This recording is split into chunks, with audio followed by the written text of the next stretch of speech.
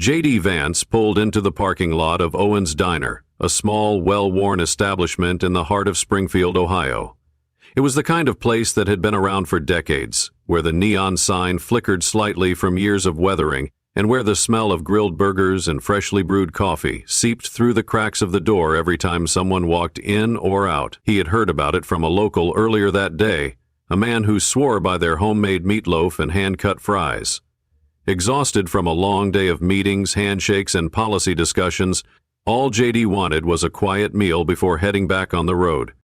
The bell above the door jingled as he stepped inside, and for a brief moment the atmosphere felt warm, familiar even, like the kind of place where regulars occupied the same booths every night, where a wall of faded Polaroids by the register showcased decades of customers and staff, and where the air was thick with the scent of bacon grease and freshly brewed coffee. The low hum of conversation filled the space, and for a split second JD thought he had found a place to simply sit down and enjoy a meal without pretense or expectation.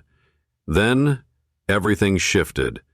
It was subtle at first, the way the hostess behind the counter, mid-smile, hesitated for just a fraction of a second when she recognized him.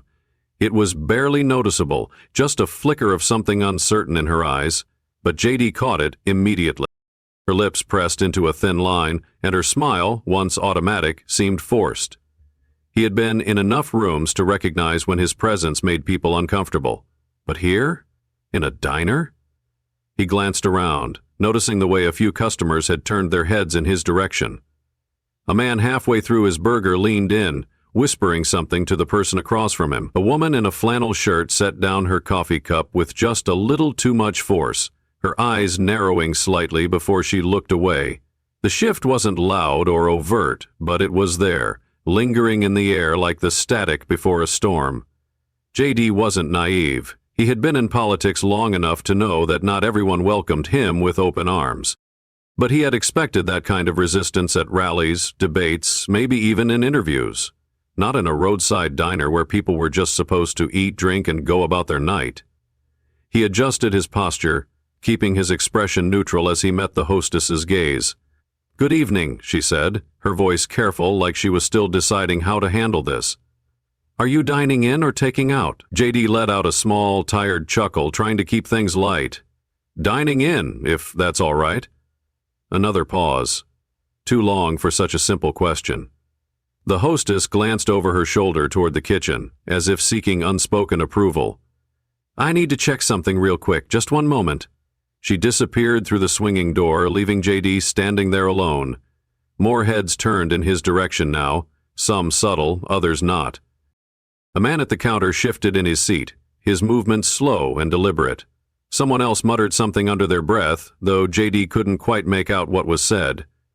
The seconds stretched uncomfortably long. From behind the kitchen doors he could hear the muffled rise and fall of voices, indistinct but urgent, like something was being debated. JD exhaled slowly, rolling his shoulders back. He wasn't going to make a scene. He wasn't going to assume the worst. Maybe there was a policy he didn't know about. Maybe they were short-staffed. Maybe... The hostess returned. This time there was no hesitation, no flicker of uncertainty. Her expression had hardened into something more decided, more firm. She stood a little straighter, her hands clasped together in front of her.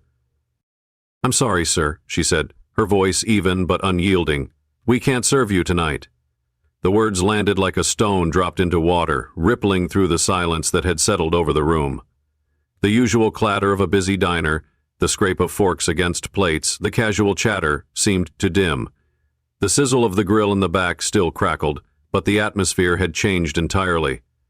JD studied the hostess's face, searching for an explanation, but none came. No mention of a policy, no excuse about closing hours, just a statement that left no room for discussion. For a moment, JD said nothing, letting the words settle between them. He could feel the weight of the room pressing down on him, the way people were watching, waiting to see how he would react. He let his hands rest on his hips, exhaling slowly through his nose. He had been in uncomfortable situations before, heated debates, ambush interviews, moments designed to make him stumble, but this was something different. There was something deeply personal about being turned away from a place as simple as a roadside diner. It wasn't just about politics, it was about what it represented. And the worst part? He could tell that everyone in the room knew it too. JD Vance stood in the entryway of Owen's diner, the weight of the hostess's words hanging in the air, heavy and undeniable. "We can't serve you tonight." It wasn't said with anger, nor with apology. Just a simple, firm statement delivered with the kind of certainty that left no room for debate. For a moment he let the words sit between them, absorbing the quiet tension that had taken hold of the room. The clatter of silverware against plates had dulled, the low hum of conversation had faded, leaving behind an uneasy silence. He had been in enough difficult situations to recognize when he was unwelcome, but something about being refused service in a small-town diner made this moment feel different, more personal. JD exhaled slowly, setting his hands on his hips as he studied the hostess's expression. She wasn't hostile, nor was she nervous, just resolved, like someone who had made a decision and intended to stand by it. He glanced past her toward the kitchen, catching a glimpse of the two cooks standing beyond the counter, half hidden behind a heat lamp stacked with plates. They weren't looking at him directly, but they weren't entirely ignoring the situation either. Their posture was stiff, their expressions unreadable, as if waiting to see what would happen next. JD cleared his throat, keeping his voice measured, even. "I'm sorry, did I do something wrong?" The hostess didn't shift, didn't fidget. "It's just, we'd rather not serve you tonight." No explanation, no pretense of a policy or closing time. Just a simple rejection, quiet but absolute. JD nodded slightly, letting the words sink in. He had options. He could shake his head, turn around and walk out. He could demand an explanation, call them out, make it clear that they were refusing a U.S. senator, someone with a platform big enough to turn this into a story by morning. He could challenge them, force them to justify their decision, put them on the spot in front of a room full of people who were clearly paying attention. But he did none of those things. Instead, he let a small, tired breath escape his lips before asking, "Can I speak with the manager?" That caught a few people off guard. The hostess hesitated, her lips pressing together in a thin line as if considering whether she should grant the request. A few heads in the diner turned slightly, interest peaked, the quiet tension shifting. At the counter, an older man in a faded blue work jacket muttered something under his breath, shaking his head, before stabbing at his eggs with deliberate slowness. Across the room, a younger man, probably in his 30s, leaned back in his booth, arms crossed over his chest, watching with a look that was more entertained than concerned. The hostess glanced toward the kitchen as if seeking silent permission, then nodded slightly. "One moment." She disappeared through a different door, leaving JD standing there once again, the weight of dozens of quiet glances pressing in from all sides.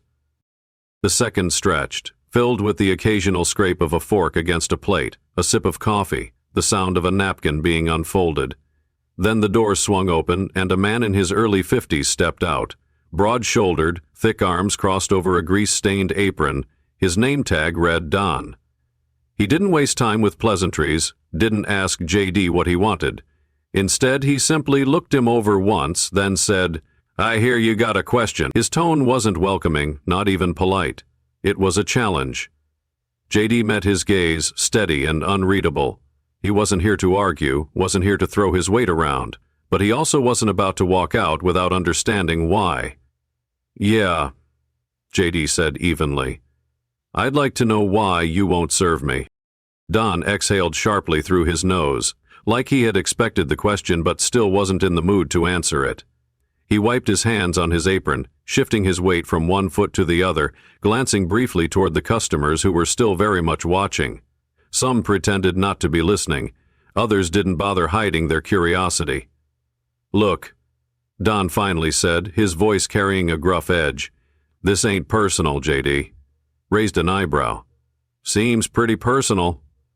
Don's jaw tightened.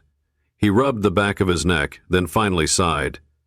"People around here got their opinions about you, about the things you stand for. I got a business to run, and I don't want trouble." JD nodded slowly, letting the words settle. "And me sitting down for a meal is trouble?" Don didn't answer right away. He glanced toward the counter where the old man in the work jacket had gone back to his eggs, chewing a little slower now. A few booths away, the younger guy still had his arms crossed, watching like this was the best entertainment he had seen in weeks. JD had seen this before, not exactly like this, but close enough. It wasn't just about a single decision. It was about what it meant, how it would look, how people would react. It was about the ripple effect, the pressure from all sides, the silent expectations that could push a person into making choices they weren't sure about. He glanced back at Don, his voice calm but direct. "Be honest with me. Do you agree with this, or is this just about keeping the peace?" Don hesitated. His fingers curled slightly against his apron, and for the first time, JD saw something that almost looked like discomfort. Like maybe Don wasn't as sure about this as he wanted to seem. But before the man could answer, the younger guy in the booth let out a sharp laugh. "Oh, come on," he said, shaking his head. "This ain't that deep. You're just not welcome here, simple as that." JD turned toward him, studying him for a moment. He looked like the kind of guy who enjoyed a good fight, someone who had been waiting for an excuse to say something. JD didn't bite. He just looked back at Don. "I've got no problem leaving if that's really what you want." The words hung there, giving Don a chance to take a breath, to reconsider, to push back against whatever pressure had led to this moment. Don's gaze flicked toward the kitchen, then back to JD. "I just don't want things to get ugly," Don said finally. JD nodded, his voice steady. "Neither do I." JD Vance stood firm, his expression calm, his voice steady, as he let Don's words settle in the air between them. "I just don't want things to get ugly," the manager had said, as if the mere presence of a man sitting down for a meal could spark something volatile. JD could have reacted in any number of ways. He could have walked out, shaking his head at the absurdity of the moment, letting it become yet another example of how divided things had become. He could have called them out, pressed harder, demanded an explanation, knowing full well that a story like this could explode by morning if he wanted it to. He could have raised his voice, forced the issue, turned it into a confrontation that would get everyone talking. Instead, he did none of those things. Instead, he pulled out a chair, sat down, and said, "Then let's talk." The reaction was immediate. The younger man in the booth let out a sharp laugh, shaking his head like he couldn't believe what he was seeing. The older man at the counter, who had been silently observing, paused mid-chew, his fork hovering just above his plate. Even Don seemed momentarily thrown off, his arms still crossed over his grease-stained apron, his weight shifting slightly as if he was reassessing the situation. The diner wasn't used to this. Confrontations usually ended quickly, either someone backed down or they stormed out.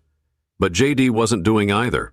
He wasn't raising his voice, he wasn't making demands. He had simply sat down, resting his hands on the table, as if he had all the time in the world. Don exhaled slowly, rubbing the back of his neck. "Talk?" he repeated, like the word itself didn't belong here. JD nodded. "You don't want me here, I get that. What I don't get is why, so let's talk about it." A low chuckle came from the younger guy in the booth. "Man, this guy's got nerve." JD ignored him, his eyes still on Don. The manager studied him for a long moment before finally pulling out the chair across from him, though he didn't sit. Instead, he leaned on it, arms resting against the back. His apron was still dusted with flour, the kind that had probably been there since the morning shift. "I run a business," Don said finally. "I don't pick fights. I don't want headlines. But I got a community to think about." JD nodded. "All right. So tell me, what does this community think about me?" Don looked over his shoulder, almost like he was waiting for someone else to answer that question. The waitress behind the counter shifted uncomfortably. The cooks in the kitchen were still watching. The old man at the counter kept his eyes down, but his fork hadn't moved in a while. Then Don looked back. "People here don't like politicians, don't trust them, and some of the things you've said, some of the things you've stood for, it doesn't sit right with folks." JD leaned back slightly, considering that. "Fair enough. But you don't know me, do you?" Don hesitated. "Not personally, no." JD nodded again. Then tell me, if I was just some guy walking in here, not someone you've seen on TV, would we even be having this conversation? Silence. JD let the quiet stretch, watching Don's expression shift just slightly. Not a full change, but something had cracked, even if it was small. But before Don could answer, the younger guy in the booth scoffed, shaking his head. This isn't about TV, man. It's about people knowing who you really are. JD turned toward him, his tone even. And who am I? The guy grinned, finally getting the attention he'd been craving. You're the guy who acts like he understands regular people, but you play politics like everyone else. JD nodded slowly, considering that. All right, he said. Then tell me, what do you think I should have done differently? The younger guy blinked. That wasn't the response he was expecting. JD leaned forward slightly. You want me gone? Fine, but you've got the floor. Say what you need to say. The diner was dead silent now. Even the kitchen had gone still. No plates clinking, no orders being called out. JD sat there, patient. The younger guy, still leaning back in his booth, looked like he wanted to say something, but for the first time, hesitation crossed his face. Maybe because he realized JD wasn't arguing. He wasn't defending himself. He was just waiting. The silence in Owen's diner was thick, stretching over the room like a heavy blanket as JD Vance sat at the table, his presence still an unexpected disruption in a place where routine was king. The younger man in the booth, who had been quick to scoff, now looked less certain, his smirk fading just slightly as he realized JD wasn't going to react the way he had expected. The tension had shifted from outright rejection to something else entirely, something closer to hesitation, to an unspoken question hanging in the air. JD had given them a chance, an opening to speak their minds, and now they weren't quite sure what to do with it. Don, still standing, still leaning on the chair across from JD, let out a slow breath, glancing toward the counter where the old man in the work jacket stirred his coffee but hadn't taken a sip. The waitress, Mary, busied herself wiping the already clean counter, her eyes darting up every so often, as if waiting for someone to break the silence. The two cooks in the back exchanged unreadable glances, still listening, still watching, still waiting. Finally, Don exhaled again, shaking his head.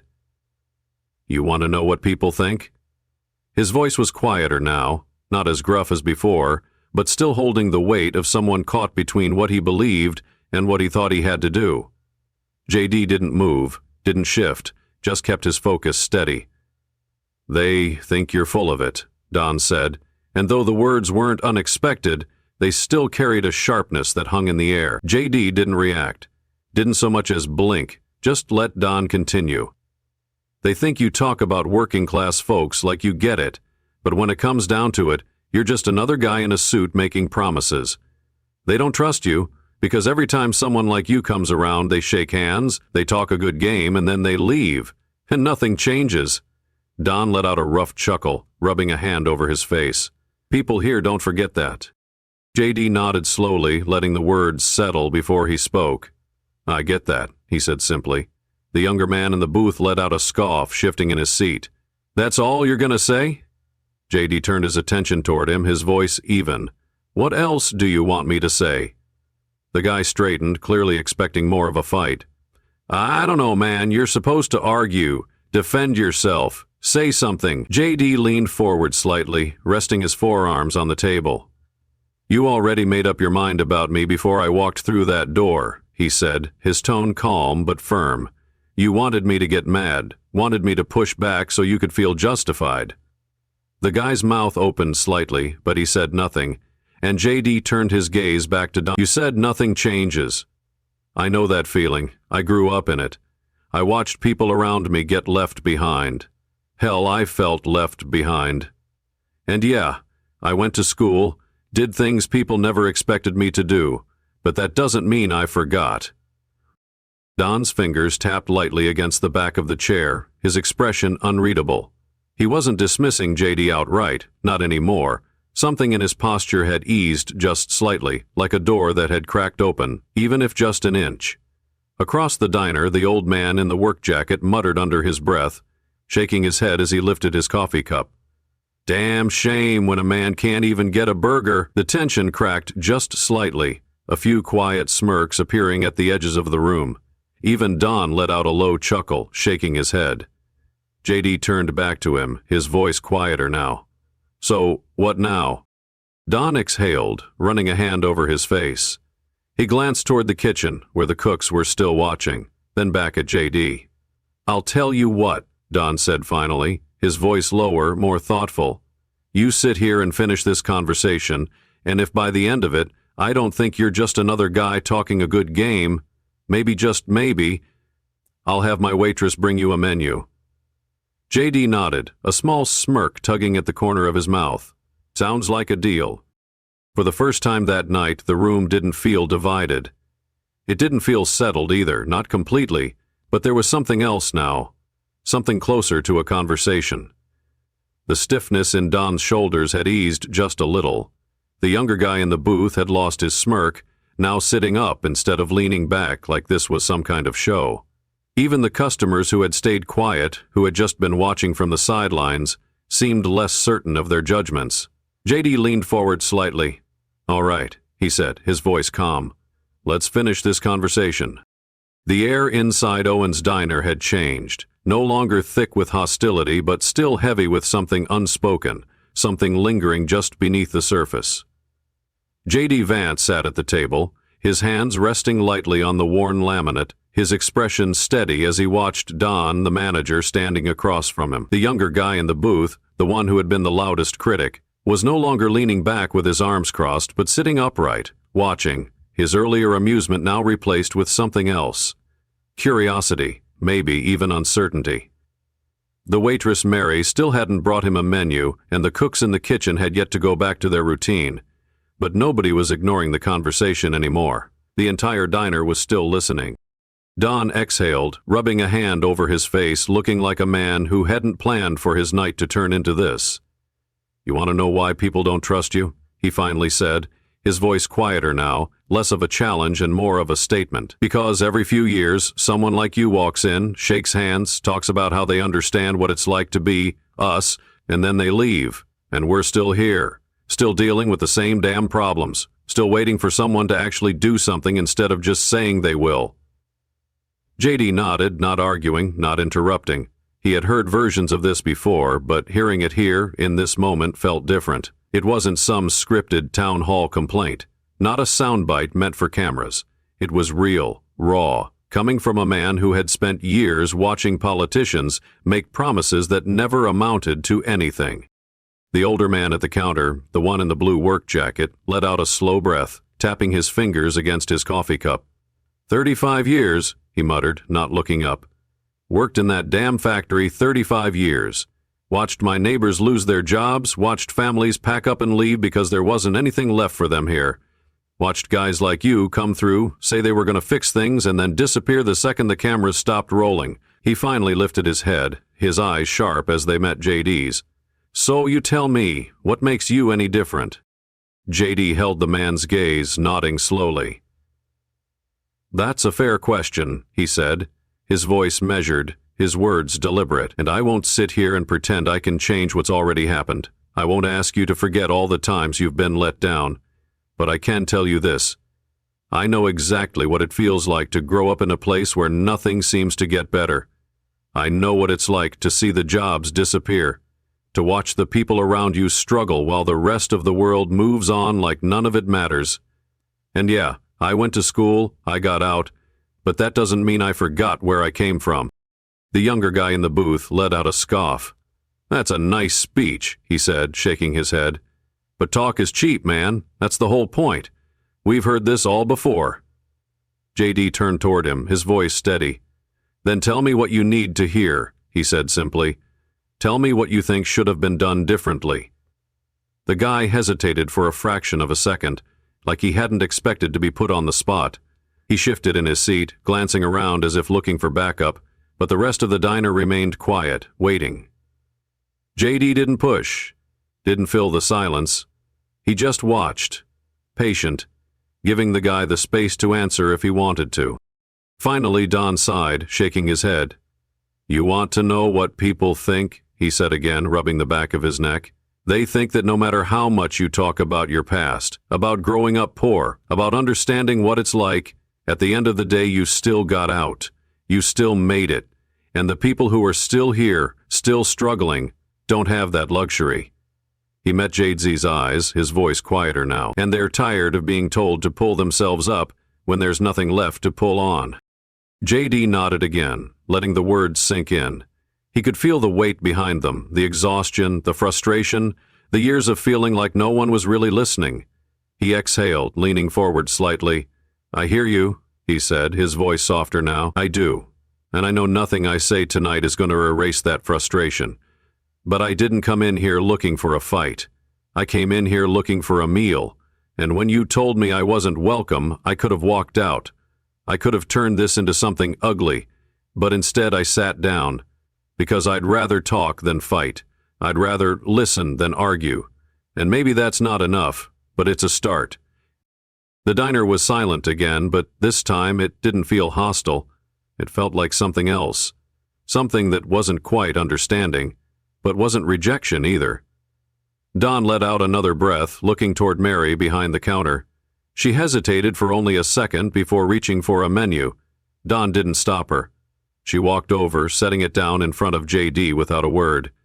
He nodded in thanks, but she didn't move away just yet. "We make our coffee strong here," she muttered. JD picked up the cup she had placed beside the menu, took a sip, and raised an eyebrow. "I can tell." A few people chuckled quietly, including the old man at the counter. Don just shook his head, half in amusement, half in disbelief. "You're a piece of work, Vance," he said. JD smirked slightly. "I've been told." Don sighed again, running a hand over his face. "All right," he muttered. "Let's see where this goes." And with that, the conversation truly began. The shift in the air inside Owen's diner was subtle, but it was there. The tension that had lingered when JD Vance first walked in hadn't disappeared entirely, but something about it had softened, cracked just enough to let in the possibility of something else. Understanding, or at least the willingness to hear each other out. JD sat with the menu in front of him, though he hadn't opened it yet. Across from him, Don still stood with his arms crossed, his expression guarded but no longer hostile. The younger man in the booth had gone quiet, his earlier smugness replaced with something closer to curiosity. And even the older man at the counter, who had spent more time stirring his coffee than drinking it, seemed to be paying closer attention. Mary, the waitress, had placed the menu in front of JD, but she lingered for a moment, her fingers brushing the edge of the table before she finally stepped away. JD didn't rush to fill the silence, didn't push to prove a point. He simply let the moment sit, watching the people around him, knowing that sometimes the most important part of a conversation wasn't what was said, but what wasn't. Finally, Don sighed, rubbing the back of his neck, looking less like a man trying to make a stand and more like someone exhausted from carrying the weight of expectation. "You know," he said, his voice quieter now, "I don't think you're as full of it as I did when you walked in here."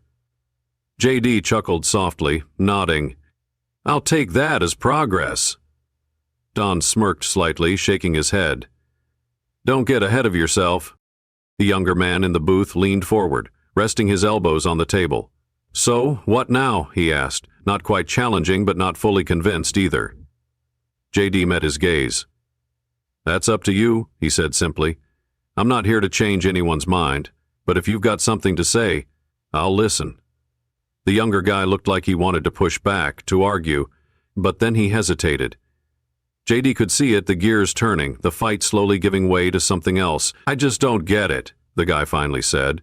"People like you come from places like this, but you get out, and then you start talking like you still know what it's like. But you don't live it anymore. You don't deal with it every day like we do." JD nodded, letting the words settle before answering. "You're right," he admitted. "I don't live it the same way I used to. But that doesn't mean I don't remember, and it doesn't mean I don't care." He leaned forward slightly, his voice steady but sincere. "Look, I know nothing I say is going to fix what's been broken. I know nothing I say tonight is going to change how you feel. But if we can at least talk about it, that's something." Dunn studied him for a long moment, then exhaled, finally pulling out the chair across from JD and sitting down. "Yeah," he muttered. Maybe it is. The hum of the diner slowly returned, not quite as it was before, but no longer tense with unspoken hostility. JD Vance sat across from Don, their conversation no longer a standoff, but something resembling a dialogue, a tentative step toward understanding.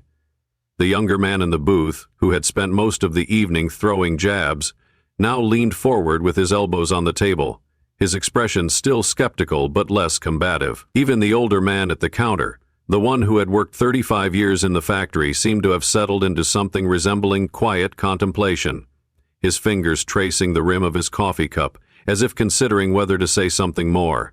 The shift wasn't dramatic, but it was real. The fight that had been brewing when JD first walked in had lost its momentum, not because he had won an argument or forced anyone to agree with him, but because he had done something far more unexpected. He had listened. Don rubbed his hands together, his fingers dusted with flour from a long day in the kitchen, then leaned back slightly in his chair, his arms crossed but his expression no longer so guarded. "You're different," he muttered, almost like he was talking to himself. JD tilted his head slightly. "How so?" Don let out a slow breath, shaking his head. "Most guys like you, they come in here, they try to prove something. They either want to fight or they want to smooth things over so they can feel better about themselves. You just sat there." JD let out a small chuckle, nodding. "Sometimes that's the best thing to do." Don huffed a short laugh, running a hand over his face. "Yeah, well, it's not what people expect." The younger man in the booth scoffed. "Doesn't change anything," he muttered, though there was less bite in his voice than before. JD turned toward him, his voice steady. "Maybe not. But then again, what would?" The guy frowned, clearly thrown off by the question. He had expected pushback, expected JD to defend himself, or try to make some grand speech. Instead, JD was asking him to think about his own frustration, about whether his cynicism was serving him, or just keeping him stuck in the same loop. The guy shifted uncomfortably in his seat, but didn't answer. From the counter, the older man finally spoke again, his voice rough from years of work and long hours spent waiting for politicians to make good on their promises. "Nobody ever stays long enough to listen," he muttered almost to himself. JD met his gaze, nodding slightly. "That's the problem, isn't it?" The old man let out a slow breath, tapping his fingers against his coffee cup. "Yeah," he said after a moment. "It is." Don exhaled, rubbing the back of his neck. "You're not going to change everyone's mind tonight," he said. JD nodded. "I know that." Don studied him for a long moment, then finally sighed. "But maybe listening's a start." JD leaned back slightly, a small smirk tugging at the corner of his mouth. "Yeah," he said. "Maybe it is." The atmosphere inside Owen's diner had shifted from tense resistance to something quieter, something that wasn't quite agreement, but wasn't outright hostility either. JD Vance remained seated at the table, his coffee cup now half empty, the laminated menu still untouched beside him. Across from him, Don sat back in his chair, arms folded but no longer in defiance, more like someone who had been carrying a weight for too long and had finally let a piece of it slip away. The younger man in the booth, who had been the most vocal in his skepticism, no longer wore his smirk. Instead, he sat with his fingers tapping against the table, eyes darting between JD and Don, as if he were still trying to figure out how this conversation had veered so far from what he had expected. Even the older man at the counter, who had spent much of the night nursing his coffee and shaking his head at politicians, seemed to regard JD with something closer to consideration than dismissal. The shift wasn't dramatic, but it was real. JD hadn't walked into this diner expecting to change anyone's mind, and he hadn't tried to. What he had done was something simpler. He had stayed. He had listened, and in doing so he had taken a situation that could have easily turned into just another shouting match, just another example of the growing divide, and turned it into a conversation instead. Don sighed, rubbing his hands together like a man still trying to work through his own thoughts. "You know," he muttered, shaking his head, "this is not how I saw tonight going." JD chuckled softly, nodding. "Me neither." Don exhaled, glancing toward the kitchen, where the cooks had finally started moving again, no longer frozen in their silent observation. The waitress, Mary, leaned against the counter, her arms folded, her expression unreadable, but there was something in her posture that suggested she too had been caught off guard by the way things had unfolded. The diner felt different now, not necessarily lighter, but less weighed down by the thick air of assumptions that had settled the moment JD had walked in. The younger man in the booth shifted again, exhaling sharply through his nose. So what now? His tone wasn't mocking this time, just genuinely curious. JD met his gaze, tilting his head slightly. "That's up to you," he said. "I'm not here to tell anyone what to think." The guy scoffed, shaking his head. "Yeah, well, good luck with that." But there was no bite in his voice, no edge of the earlier challenge. Just a strange sort of resignation, as if for the first time he wasn't entirely sure what to make of JD. The old man at the counter took one last sip of his coffee, set the mug down, and finally spoke again. "Damn shame when a man can't even get a burger," he muttered. The comment was quiet, almost an afterthought, but it carried weight. Don exhaled through his nose, shaking his head with something that was almost amusement. "Mary," he called toward the counter, his voice gruff but lacking its earlier sharpness, "get him a burger." A ripple of surprise passed through the diner, not loud, not dramatic, but noticeable. JD didn't react right away, just studied Don for a moment before nodding once. The waitress hesitated for only a second before turning, grabbing a menu from the counter and walking it over to him. She placed it down without a word, then, after a beat, muttered, "We make our coffee strong here." JD picked up the cup, took a sip, and raised an eyebrow. "I can tell." A few quiet chuckles followed. Small, brief, but real. Don just shook his head, half in amusement, half in disbelief. "You're a piece of work, Vance." JD smirked, flipping open the menu. "I've been told." And with that, the conversation, the night, and the tension that had once filled the diner finally settled into something else. Maybe not agreement, but at least a moment of understanding. One of the most valuable lessons from this story is the power of listening over arguing. In a world where disagreements often lead to division and hostility, JD Vance's approach in the diner serves as a reminder that real conversations don't happen when people are shouting. They happen when people are willing to stay, to listen, and to engage with sincerity. For many older adults who have witnessed decades of political shifts, social changes, and generational divides, this lesson is particularly meaningful. It reinforces the idea that wisdom isn't about proving a point, but about understanding the perspectives of others, even when they seem difficult to accept. Another key takeaway is that respect is built through actions, not just words. JD didn't demand to be heard or insist on changing anyone's mind. Instead, he stayed calm, acknowledged people's frustrations, and gave them the space to express their feelings. This approach is something we can all apply in our own lives, whether in family discussions, community debates, or even casual conversations with friends. Sometimes the best way to bridge a gap isn't to argue louder, but to show through patience and understanding that we genuinely care about what the other person is saying. Finally, this story highlights the importance of staying engaged, even when it's easier to walk away. Many people, especially in later years, may feel like their voices don't matter anymore, that younger generations aren't listening, or that the world has moved too far in one direction. But this moment in the diner proves that meaningful connections are still possible. By choosing to engage with respect, to listen instead of dismiss, and to stay instead of leaving in frustration, we can foster conversations that lead to real understanding. Conversations that remind us all that despite our differences, we are still part of the same shared community.